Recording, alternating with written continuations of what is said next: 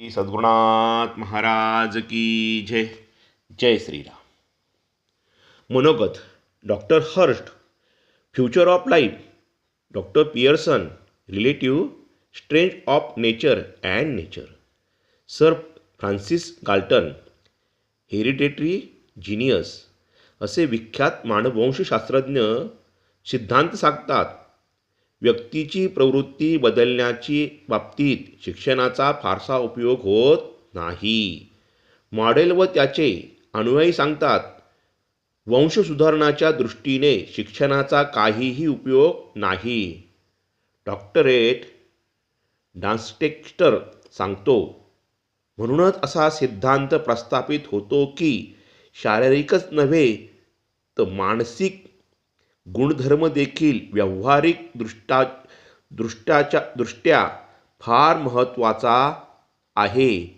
बुद्धीची अगर मनाची वाढ बरी परिस्थिती झाल्यास होऊ शकते असे म्हणायला जवळ जागाच नाही.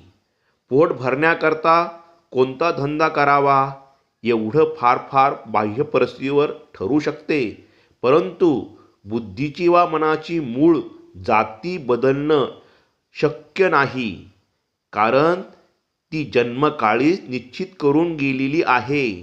म्हणूनच शिक्षणाने वंश सुधारतील असं म्हणणे हा एक आधुनिक आंगाळलेल्या जनांचा भ्रम आहे. बापाने स्वतःला शिक्षण मिळाले होते म्हणून फार तर मुलाला शिक्षण द्यावे, परंतु त्या मुलाला शिक्षण मिळाले अथवा न मिळाले तरी त्याच्या बौद्धिक व मानसिक शक्ती तशाच राहतील.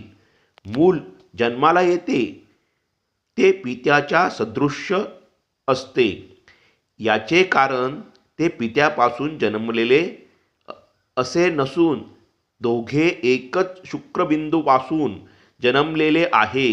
म्हणजे मूल हे जणू आपल्या बापाचं सावत्र भावंड नव्हे तर स्वतः बापच असतो.